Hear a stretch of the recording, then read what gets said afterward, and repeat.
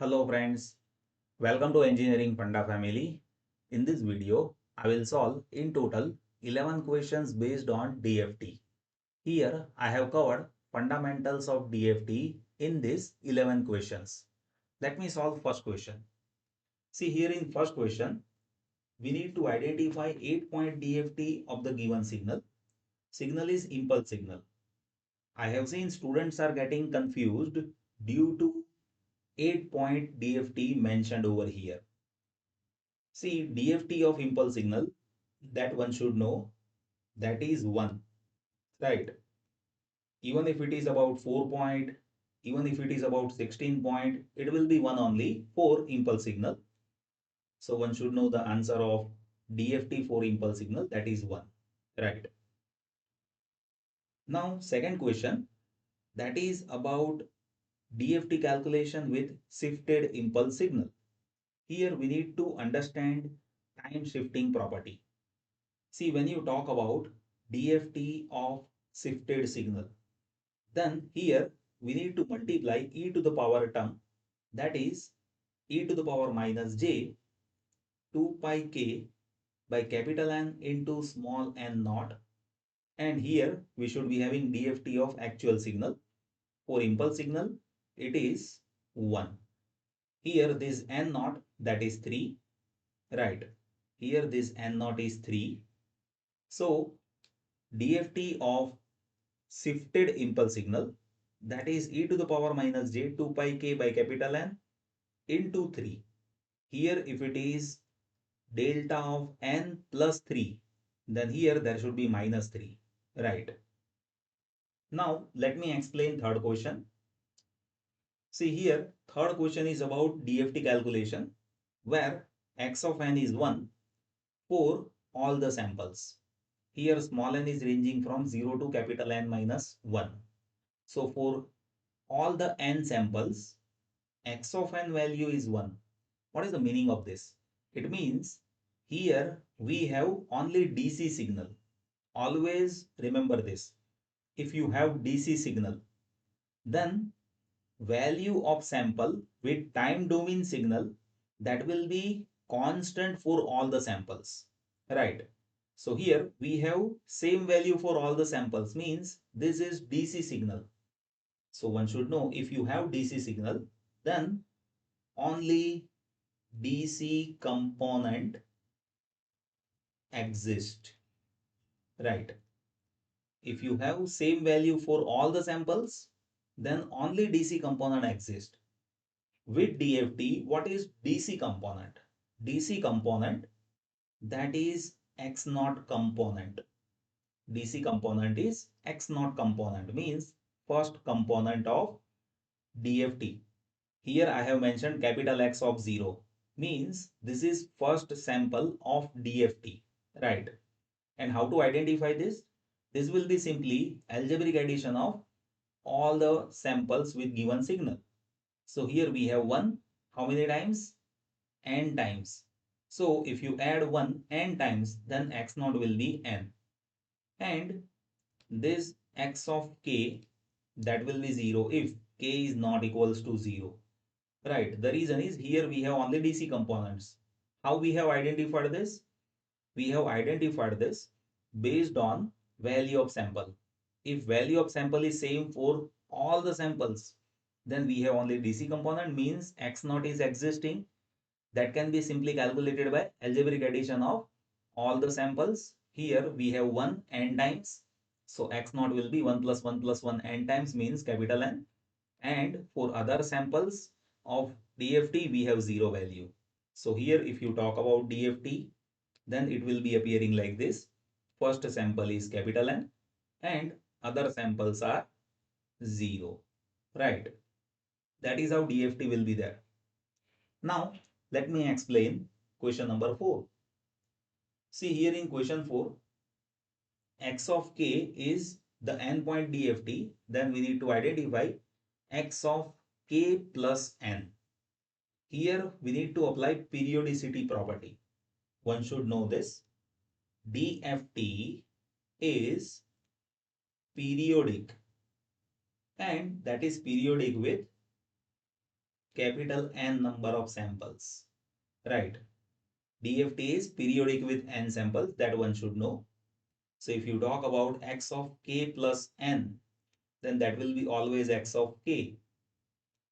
Sometimes there can be other question, like they may say identify x of k plus 3n. So after every n, it will be getting repeated. So x of k plus 3n, that will be always x of k only, right? So this will be x of k. After every n samples, DFT is getting repeated, right? So x of k plus n, that will be x of k. Now let me explain question number 5. See, this question that can be resolved by two different ways. One is by using Parseval's theorem. Let me explain that over here. See, Parseval's theorem explains energy calculation. One should know energy is summation of x of n square. And based on DFT, it will be 1 by capital N summation of capital X of k square. So if you have DFT, then 1 by n and summation of square of samples, that is resulting into energy. And this is how normally we calculate energy, right? So first of all, I'll solve this by using Parseval's theorem. Here we have ones 4 times. So if you add 1 square plus 1 square plus 1 square plus 1 square 4 times, then this will be 4. That is energy. That is equals to 1 by n. How many samples are there? 4. So 1 by 4. Here we need to identify summation of x of k square. So one can say summation of x of k square, that is 4 into 4, 60. Right. This is one way by which one can solve this. Secondly, one can calculate x of k. See, here we have 1, 1, 1, 1, 4 times. So if you want to identify x of k directly, then here we have only DC component, right? And if you talk about DC component, then that will be capital X of 0. So here, when you talk about capital X of 0, that will be 1 plus 1 plus 1 plus 1, that is 4. And capital X of k, that will be 0 if k is not equals to 0. So here, if you talk about capital X of k, then that will be having first sample, that is 4, and another 3 samples are 0, that is x of k. Now if you calculate summation mode of capital X of k whole square, then first sample square, that is 16, and other samples are 0, so answer is 16. So that is how one can match this answer, right? Now let me solve question number 6. See, here in question 6, question is circular convolution in time domain corresponds to in frequency domain. So here we need to understand relation of circular convolution in time domain and frequency domain. One should know circular convolution in time domain corresponds to multiplication in frequency domain, right? Always remember this. If you have x1 convolution with x2, right, then that will be x1 of k into x2 of k in frequency domain, right? So that is how relation is there if you talk about DFT, or if you talk about Laplace transform, Fourier transform, then also this is how it is related with each other. Circular convolution in time domain, that is corresponding to multiplication in frequency domain, right? Now let me explain question number 7. See here, question is computational complexity of DFT requires how many operations? One should know this. See, when you calculate DFT, at that time you need n square operations, right? So when you talk about DFT calculation, how many operations are required? N square. So answer is n square operations, right? Let me explain question number 8. See, FFT is different transform, approximation of DFT, fast algorithm for DFT, continuous Fourier transform. Option C is correct.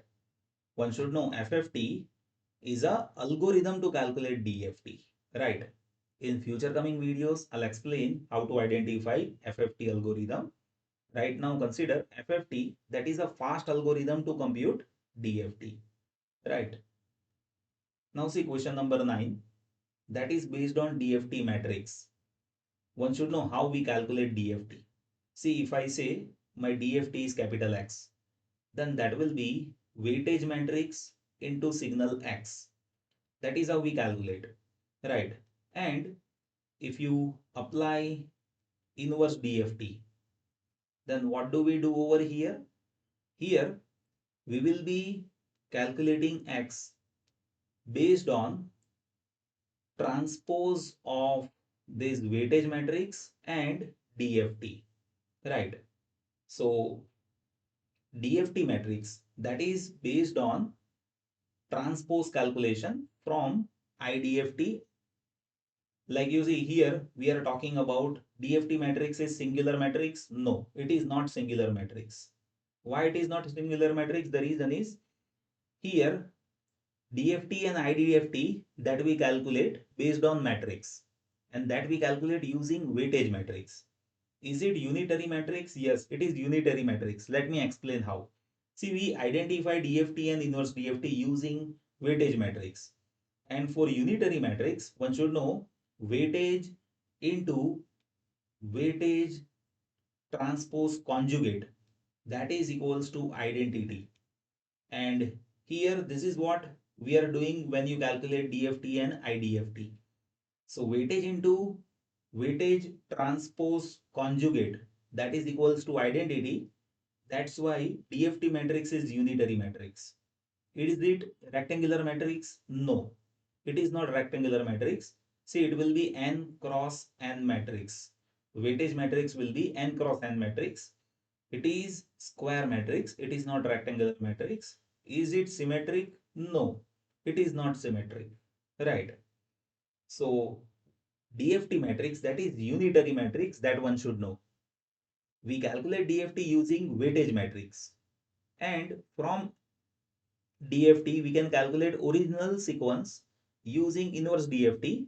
In inverse DFT, we use weightage transpose conjugate. And here, weightage into weightage transpose conjugate, that is identity. That's why one can say DFT matrix, that is unitary matrix. Right. Now let me explain question number 10. See here in question 10, zero padding is mainly used for which purpose in DFT calculations? See, we use zero padding in DFT calculation to increase frequency resolution. If you have more number of samples, then but obviously we have higher frequency components. So if you want to increase frequency resolution in DFT calculation, then one can do zero padding. So option B is correct. Increasing frequency resolution. Right. So zero padding is mainly used for increasing frequency resolution in DFT calculation. Right. If you do zero padding, then you will be increasing sampling rate, that one should know. Right. Now let me explain last question. See, DFT is what?